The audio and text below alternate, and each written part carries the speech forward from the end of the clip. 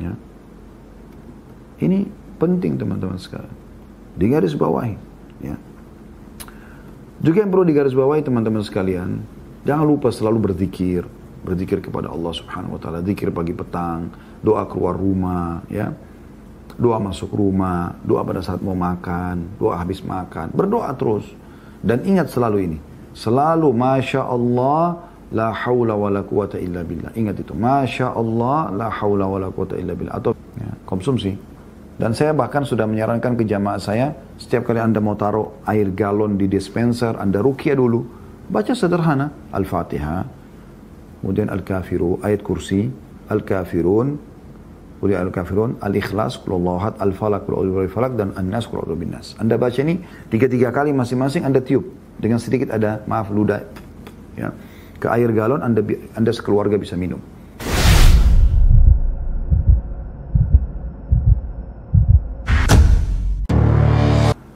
Janganlah kamu iri hati terhadap apa yang dikaruniakan Allah kepada sebagian kamu lebih banyak daripada sebagian yang lain.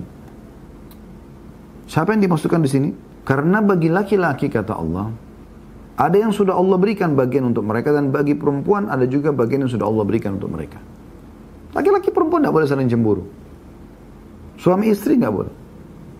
Dan mohonlah kepada Allah sebagian dari karunia-Nya, sungguhnya Allah Maha mengetahui segala sesuatu. Jadi misalnya tadi saya bilang, kalau ada orang pintar, ada orang punya kelebihan apa, kita minta kepada Allah hal yang sama.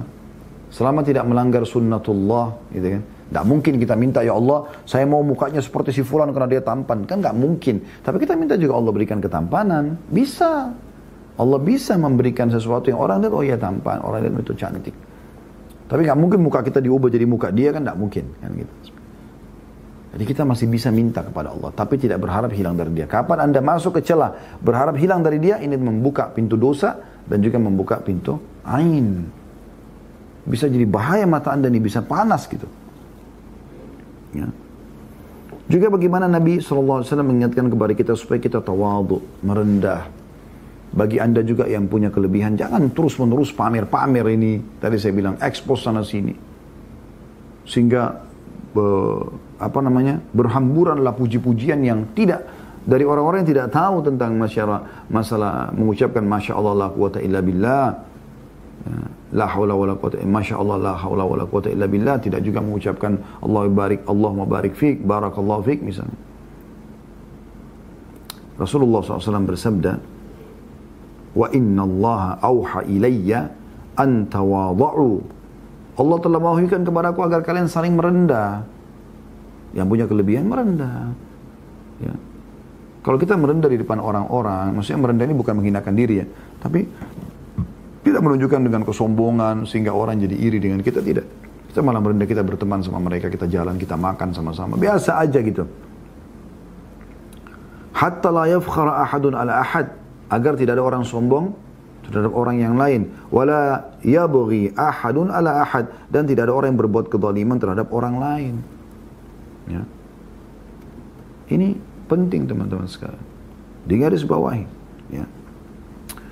Juga yang perlu digaris bawahi teman-teman sekalian, jangan lupa selalu berzikir, berzikir kepada Allah Subhanahu wa taala, zikir pagi petang, doa keluar rumah, ya. Doa masuk rumah, doa pada saat mau makan, doa habis makan, berdoa terus. Dan ingat selalu ini, selalu Masya Allah, la hawla wa la quwata illa billah. Ingat itu, Masya Allah, la hawla wa la quwata illa billah. Atau bilang, Allahumma barik li, untukku, Allahumma barik lahu, Allahumma barik fihi. Nah, ini semua bisa kita ucapkan. Ya, dan ini zikir luar biasa gitu. Begitu juga, ya, kalau kita bicara tentang masalah pengobatan penyakit ain ini, maka bisa beberapa hal yang dilakukan. Cara yang paling efektif kalau kita tahu orangnya siapa, sebagaimana tadi saya bilang, kita bisa minta air wudunya, ya, kemudian kita siramkan, mandikan airnya. Nah, itu sudah kita jelaskan tadi hadisnya, ya. Dan ada hadis yang riwayat Muslim nomor 2188, ya, yang berbunyi kata Nabi SAW, al-ainu haq walau kana syai'un sabaqal qadr la sabaqathul ain. Wa in istagsaltum fagsilu. Kata Nabi SAW, ain itu benar adanya. Hati-hati, karena mayoritas umat ini meninggal gara-gara itu. Dalam riwayat lain, Ain bisa membuat orang mati dan bisa membuat unta masuk ke kuali. Kuali kecil, tapi unta bisa masuk di situ. Itu beratnya masalah ain itu. Ain itu benar adanya. Andai ada perkara yang bisa mendahului takdir, maka itu adalah ain. Lalu kata Nabi SAW, gunakanlah air mandi untuk memandikan orang yang terkena ain. Atau terjemahan lebih tepatnya adalah, kalau kalian diminta untuk mandi, ya, mandilah, berikan airnya kepada orang. Ya. Saya kadang-kadang perhatikan di rumah teman-teman, kalau misalnya kami punya anak-anak kecil lucu, misalnya tiba-tiba sakit tanpa sebab. Maka saya langsung bilang sama istri, bukan cuma istri saya,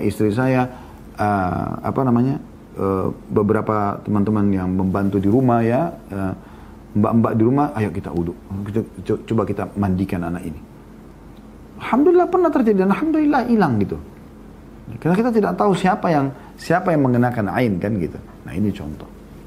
Kalau di Saudi itu udah biasa teman-teman ya, di rumah mereka pasang kaligrafi, Masya Allah, Tabarakallah. Begitu kita masuk pintu, tulisannya itu. Di mobil mereka kaligrafi, Masya Allah, Tabarakallah. Jadi mereka selalu itu. Ya. Jadi bisa mandi dari bekas air mandi. Ya. Jadi dia mandi, air mandinya ditampung, disiramkan. Ini yang hadis riwayat Muslim tadi. Yang kedua bisa juga dengan air wudhu. Wudhunya dia, sebagaimana tadi kasusnya Amir, ya. Amir bin Rabi'ah yang iri dengan atau kepada Sahal atau Abi Sahal bin Hunayf radhiyallahu anhu ajma'in. Maka dalam riwayat pada saat Nabi SAW memerintahkan kepada Amir bin Rabi'ah untuk berwudu, dikatakan fa'amara Amiran an yatawadda. Maka Nabi SAW perintahkan Amir untuk berwudu. Faghasala wajhahu wa yadayhi ilal mirfaqain. Maka dia mencuci wajahnya dan juga tangannya sampai sikunya. Wa rukbatayhi wa dakhilata izarihi wa amaru an yusubbu alaihi. Ya, kemudian dia pun membasuh kedua lututnya dan bagian dalam sarungnya. Ya. Maksudnya membuduklah seperti untuk biasa membasuh dari lutut sampai ke bawah telapak kaki. Ya, lalu Nabi SAW memerintahkan untuk menyiramkan kepada Sahal. Hadis riwayat An-Nasai nomor 7617 dan juga Ibnu Majah nomor 3509 dan juga Ahmad 15980. Ya, ini disahihkan oleh Syekh Albani. Kemudian Aisyah juga berkata, kana yu'marul a'in fayatawadda thumma yaktasilu minhul ma'in. Dahulu orang yang menjadi penyebab ain diperintahkan untuk berwudu, lalu yang terkena ain mandi dari sisa air wudu orang tersebut. Riwayat Abu Daud nomor 3885 dan disahihkan oleh Syaikhul. Ini sudah saya jelaskan juga tadi ya, contoh temannya atau sahabat, orang kenalan daripada sahabat saya, Dr. Husain Al-Jabir, dan cukup banyak penjelasan tadi saya rasa cukup gamblang apa yang kami sampaikan. Semoga Allah selamatkan kita dari penyakit ain ini. Kemudian juga selain daripada dua hal itu, kalau ada yang bertanya, lalu bagaimana solusinya kalau kami tidak tahu siapa pelakunya? Bagaimana minta air mandinya, air wudunya? Maka solusi yang ketiga adalah ruqyah syar'iyyah. Ruqyah syar'iyyah saya janjikan tadi, teman-teman, ruqyah syar'iyyah. Dan ada dua buku yang saya lihat cukup bagus. Ini bukan tulisan kami tentunya. Ini yang satu tulisan Sa'id bin Wahab Al-Qahtani. Dan ini beliau bukunya, saya juga bedah ya, kumpulan doa sesuai dengan Al-Quran dan Sunnah. Ada di sini akhi yang biru, yang kecil itu. Tolong diambilkan. Ini buku mungkin cuman 10.000 atau 15.000 ya, harganya. Anda juga bisa dapatkan buku ini di Ajwad Store ya. Nah, ini buku yang kami bedah setiap hari Senin sore, sebentar sore ya. Ada pembedahan tentang buku ini 132 doa. Ini juga kami terbitkan buku ini. Dan buku ini buku penulis yang sama. Di sini lebih lengkap, ada 132 doa. Ini khusus masalah ruqyah saja. Ya, bagaimana sebelum kena sihir, bagaimana sudah kena sihir, bagaimana sebelum kena ain, bagaimana setelah kena ain. Ya. Ini buku teman-teman beli sebanyak mungkin dan sebarluaskan. Ya, sayang sekali kalau tidak disebarluaskan. Anda kalau bertamu ke rumah orang, berapa sih harganya? 10.000, 15.000 rupiah. Anda beli 100 buku pun cuman 1 juta atau 1,5 juta. Nah, anggaplah dari 100 orang yang Anda bagi-bagikan, Anda mampir ke rumah kerabat, Anda mampir ke masjid, ya, mana saja, Anda taruh saja. Maka itu sudah luar biasa, akan membantu mungkin di antara 100 orang ada orang yang sembuh dari situ ya. Kemudian ada buku juga yang ditulis oleh Abdullah bin Abdul Aziz Al-Idan, Ruqyah, mengobati jasmani dan rohani menurut Al-Quran dan Sunnah. Kalau ini lebih detail tentang masalah dalil-dalilnya Ini mungkin saya juga pernah bedah ini di YouTube, Anda temukan insya Allah ada ruqyah syariah sekitar 3 jam. Waktu itu di Amerika saya bedah buku ini.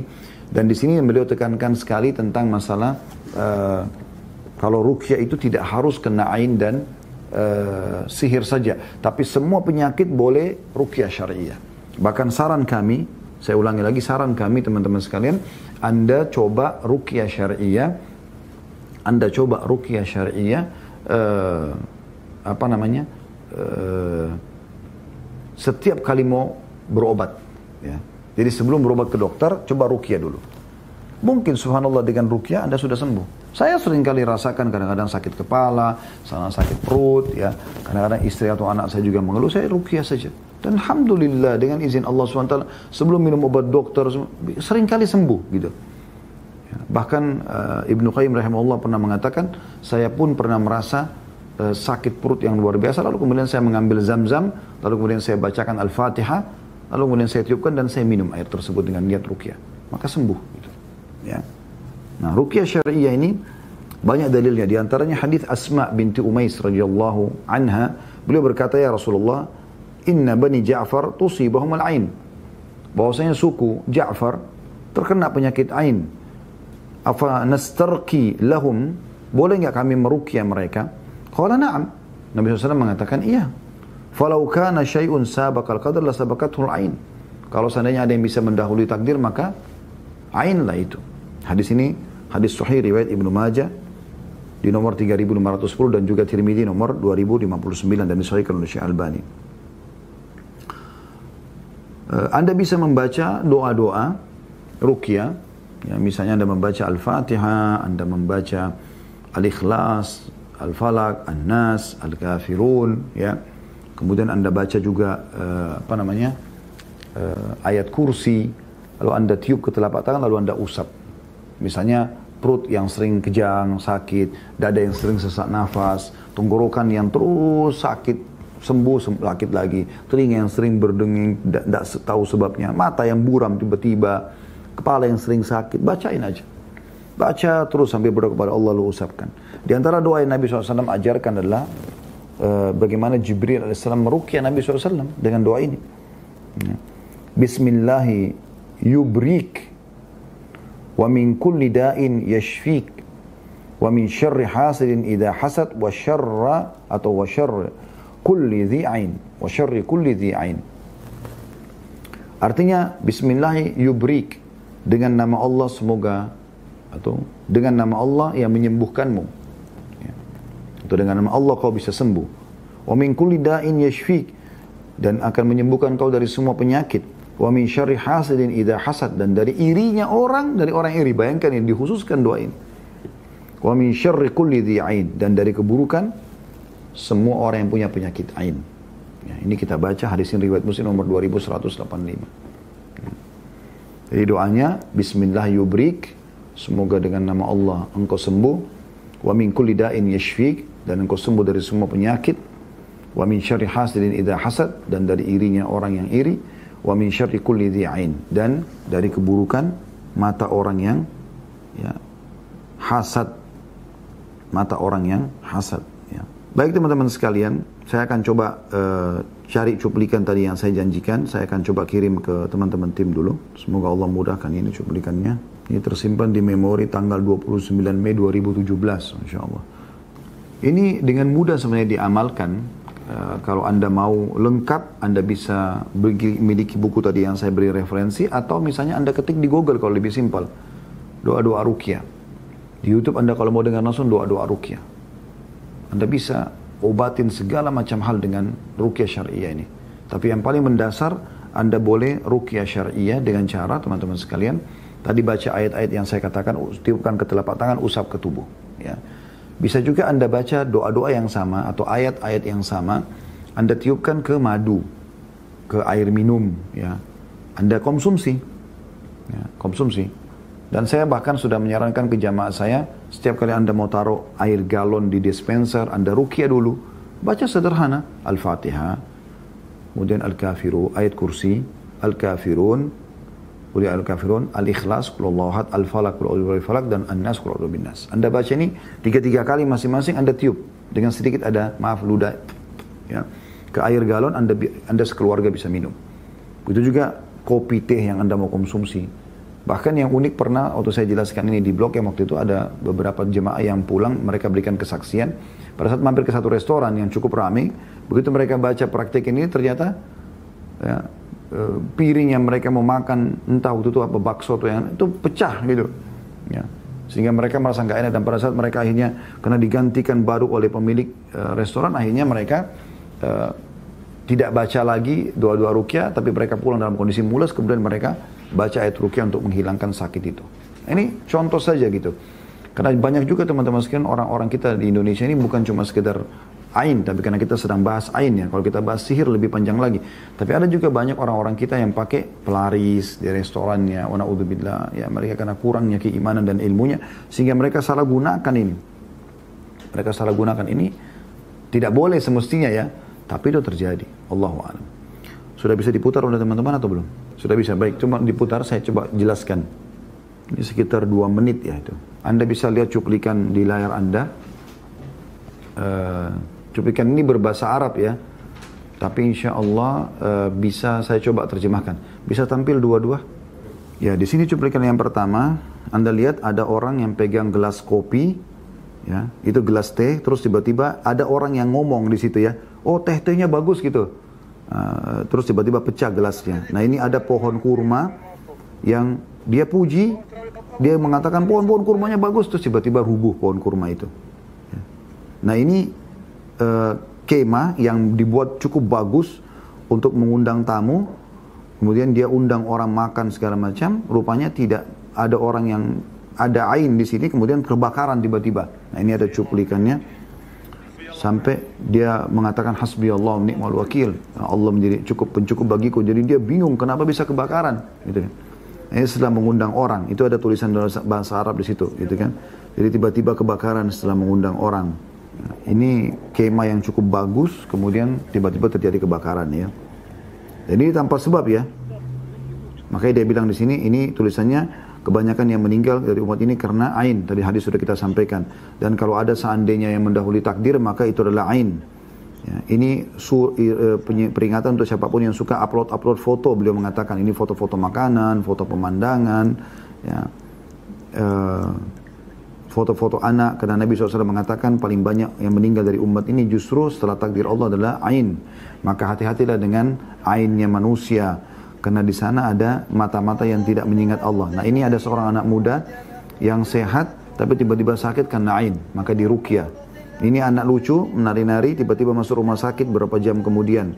Ini anak perempuan yang saya bilang, tiba-tiba masuk rumah sakit 3 jam kemudian. Ada mobil tabrakan. Ya. Kemudian ada orang meninggal. Tadinya tidak ada masalah, walaupun tadi sudah dikatakan takdir Allah dia meninggal, tapi sebabnya ya. Maka dia mengatakan ingatlah Allah di dalam setiap sesuatu dan ketahuilah bahwasanya ain itu benar terjadi. Ya, jadi ini hal yang luar biasa yang harus kita berhati-hati darinya, teman-teman sekalian. Baik, ini yang saya bisa sampaikan, teman-teman sekalian. Saya harus cukup sampai sini karena memang saya ada kegiatan yang lain lagi. Semoga apa yang kita pelajari ini bermanfaat buat kita. Dan untuk lebih lanjut, teman-teman bisa lebih jauh melihat insya Allah tema-tema kami tentang ruqyah syariah. Ada cukup banyak di playlist di YouTube kami. Anda bisa ikuti insya Allah. Pada benar dari Allah, pada saudara saya mohon dimaafkan. Subhanakallahumma bihamdika asyhadu an la ilaha illa anta astaghfiruka wa atubu ilaik. Wassalamualaikum warahmatullahi wabarakatuh.